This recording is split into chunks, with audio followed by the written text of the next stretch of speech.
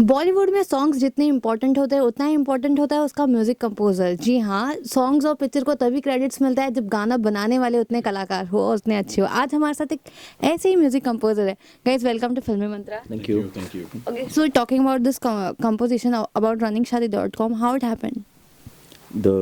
Suyit Sarkar, the producer and director Amit Roy, when they were making the film, so Suyit Da ke sath हमने we worked on Vicky Donor. So after that film, when they were planning this whole film, the whole concept, so we got a call from Suyit Sarkar कि आप इसमें कुछ would like you to guys to try something. So after Vicky Donor, this one happened. So that's the story of it. Okay. तो ये collaboration कैसे हुआ?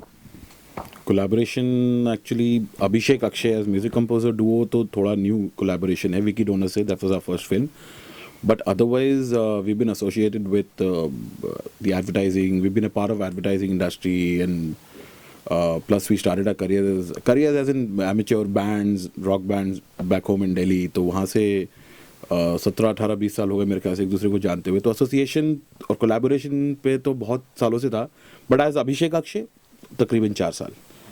वहाँ से. Okay, so already hat-trick हो गई after Vicky Donor, तेरे bin Laden and now runningshaadi.com. तो इसके it's a hat-trick.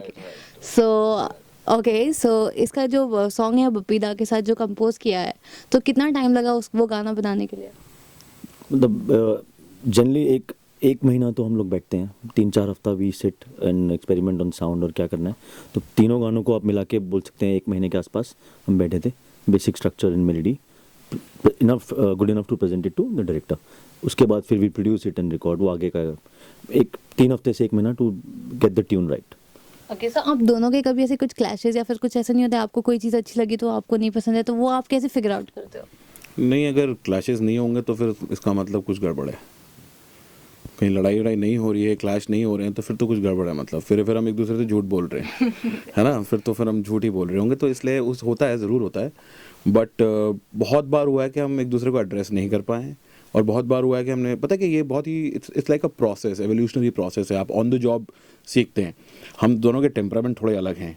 दोस्ती बहुत पुरानी है, इसलिए हम एक दूसरे का टेम्परामेंट समझते हैं, जो कि बहुत काम आया. और फिर शुरू में जब बहुत करीब से काम करना शुरू किया तो समझ आया कि शायद बहुत सारी चीज़ें हैं जो ऐसे की जा सकती हैं, वो वैसे की जा सकती हैं. तो हम अभी भी सीख रहे हैं, तो अभी भी होता है. तो मतलब अभी ये सीन हो जाता है कि शायद मेरे ख्याल से अगर कोई बात पसंद नहीं आती है तो 2-3 दिन के लिए गायब हो जाते हैं हम. एक दूसरे के फ़ोन वोन लेना बंद कर देते हैं, बात करना बंद कर देते हैं. तीसरे चौथे दिन फिर दोबारा स्टूडियो में यहीं मिलकर चाय पी रहे होते हैं, फिर आगे का काम ऐसे. तो यही है. तो I think it's a very good relationship जो है, जिसमें काफ़ी इंजॉयमेंट है. मतलब सब कुछ ही हाँ है तो नहीं हो सकता, नाना भी बड़ी ज़रूरी है, तो उसमें मज़ा भी आता है. ओके, तो जैसे कि आपने एड्स भी किए हैं, सॉन्ग साथ में सीरियल्स के लिए भी गाया और मूवी के लिए भी गा रहे हो, तो इन तीनों में से आपको सबसे बेटर कौन सा लगा? कंफर्टेबल आप किस में थे? तीनों अपनी जगह पे अच्छे हैं. तीनों का अपना अलग ही एक वो है कलर. एडवर्टाइजिंग के अपने अलग स्टाइल है. 30 सेकंड में आपको करना है, हर रोज़ नए तरीके का म्यूज़िक करना है. आज एक कार की कमर्शियल है, कल एक डियो की कमर्शियल है. दोनों में अलग म्यूज़िक चाहिए. फिल्म का अपना अलग एक वो है, you know that, like to see your song in the theatre and picturize so like in a big way and all that. उसका अलग वे है. In television at the same time भी टाइटल ट्रैक्स आप बनाते हो. So I think तीनों all three are equally good. उसमें से सबसे अच्छा आप सबको कौन सा लगा अब तक का? आप दोनों से जानना चाहूँगी, दोनों के फेवरेट.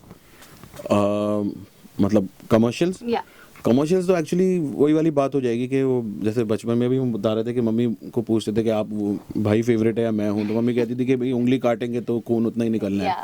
तो ऐसा कोई फेवरेट नहीं है. अगर आप गाना भी पूछेंगे तो उसमें भी कोई एक फेवरेट तो नहीं हो सकता है, क्योंकि किसी भी आर्टिस्ट से आप पूछेंगे आपकी बेस्ट पेंटिंग कौन सी, तो नहीं शायद बता पाएगा. बट इक्वली सारे में इक्वली मज़ा आता है हमको करने में. बहुत इक्वल मज़ा आता है, क्योंकि सबका अपना एक चार्म है. क्योंकि जैसे कुछ लोग होते हैं जो कहते हैं थिएटर भी बहुत अच्छा है, फिल्में भी बहुत अच्छी हैं, सब कुछ है, बट ये है कि फिल्मों में शायद कमर्शियल ज़्यादा है, थिएटर नहीं है. लेकिन हर बंदा कहता नहीं थिएटर करना है. तो हम लोगों को बहुत मज़ा आता है एडवर्टाइजिंग करने में, टेलीविज़न करने में. और फिल्म तो अभी शुरू हुआ है, तो उसमें उसका भी एक नया प्रोसेस है हमारे लिए. 3-4 साल हुए हैं, but we are enjoying it. Okay, तो कोई ऐसे आप लोग का इंस्पिरेशन या किसी को आप बहुत ज़्यादा एडमायर करते हो? म्यूज़िक में of course mister A R Rahman. मतलब उन्होंने आके बिल्कुल ही 90s में, जब वो बॉलीवुड इंडस्ट्री में जब आए, अर्ली 90s में आई थिंक, या लेट 80s रोज़ा के साथ, तो किसी ने वो साउंड सुना नहीं था फ्रैंकली. मतलब हम लोग सब कि यार ये भी मतलब एक साउंड है. तब हम एक अलग साउंड दौर से निकल रहे थे, शायद आपको याद होगा, लेट 80s अर्ली 90s का अलग ही साउंड था एकदम। तो वो बहुत ही एक लाइफ चेंजिंग मतलब एक वो था एक्सपीरियंस कि ये मतलब ये क्या है म्यूज़िक, मतलब इतना अच्छा और इतना डिफरेंट फर्स्ट ऑफ ऑल। तो आई थिंक वो एक बहुत इम्पोर्टेंट टाइम था। What do you want to say? मेरे लिए तो ए आर रहमान के लिए I want to give him a compliment actually. मैं उनको, हालांकि उनको हज़ारों मिलते हैं और रोज़ मिलते हैं, एक हर सेकंड मिलते हैं, Yeah. बट मैं एक कॉम्प्लीमेंट मुझे लगता है शायद मेरी तरफ से मैं सबसे बड़ा कॉम्प्लीमेंट किसी को दे सकता हूँ तो यही है कि ए आर रहमान साहब के गाने आनों से पहले, मिस्टर ए आर रहमान से पहले मैं कभी भी हिंदी म्यूज़िक की बाज़ार से टेप या कैसेट या सीडी खरीद के आज तक नहीं सुनी। मैं सुन लिया तो सुन लिया, फिल्म में सुन लिया, टीवी पे चल रहा है सुन लिया, पेरेंट्स सुनते हैं तो पीछे सुन लिया। हम लोग का थोड़ा बैकग्राउंड भी थोड़ा सा वेस्टर्न म्यूज़िक से ही शुरुआत, हमारी बैकग्राउंड भी वैसा था, तो कभी भी किसी हिंदी फिल्म का बाज़ार से जाके पैसे खर्च के कोई टेप नहीं खरीदी। लेकिन ए आर रहमान ने वो चेंज कर दिया। उसके बाद से मैंने हिंदी म्यूज़िक खरीद के सुनना शुरू कर दिया। क्योंकि जो पैसे बचते थे हम अपने रॉक बैंड में हाँ, वो तो वही, उन सब के लिए बचा के रखते थे टेप्स के लिए। Influence he has had on us. Okay, तो कभी आप लोग ने ऐसे इमेजिन किया था कि आप इतने जल्दी आप इस मुकाम तक पहुंच जाओगे? कभी ऐसे सोचा था? मुकाम तो मतलब अभी एक्चुअली फ्रैंकली बोलूँ तो बहुत कुछ सीखना लाइफ में अभी तो, मतलब कुछ अब we think there is so much to learn then we have achieved much more. तो जितना भी किया है, जो भी किया है, like we are thankful to that. But yes, सोचा नहीं था कि यहाँ तक भी आएंगे फ्रैंकली, कि एक दिन अच्छी अच्छी फिल्म्स का ऐसे म्यूजिक कर रहे होंगे बड़े बड़े डायरेक्टर्स के साथ। But all this is happen, so we are very glad. Okay, तो एनी ड्रीम प्रोजेक्ट जो आपको किसी बॉलीवुड एक्टर या किसी के लिए कंपोज करना है, ऐसा कोई है आपका ड्रीम?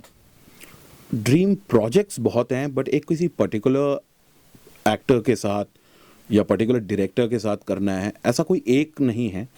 हमको तो बहुत सब लोगों के साथ ही करना है, बट नहीं, इसके साथ एक बार करना है कि I personally admire the kind of cinema that हमको जो बहुत पसंद है। और पर्सनली मुझे सुजीत सरकार का सिनेमा ऑब्वियसली बहुत पसंद है और हम उससे जुड़े भी हुए हैं।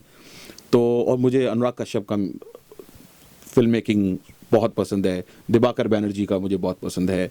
और ऑब्वियसली जो कमर्शियल फिल्म्स हैं, बिकॉज अगर आप देखें विकी डोनर में रम विस्की वजह कमर्शियल, वो हालांकि छोटी फिल्म थी पर कमर्शियली थी काफ़ी और काफ़ी चली भी है। तो ऐसा नहीं है कि छोटी फिल्म में तो आप कमर्शियल म्यूजिक नहीं पसंद है, कमर्शियल आप सिर्फ शाहरुख की फिल्म में करेंगे या सलमान की फिल्म में करेंगे, ऐसा कुछ नहीं है। पर पर्सनली मुझे ये डायरेक्टर्स का काम मुझे बहुत पसंद है, तो मुझे ऐसा लगता है कि अगर मैं उनके साथ काम करूँगा तो मुझे कुछ इंटरेस्टिंग करने को मिलेगा। ओके, तो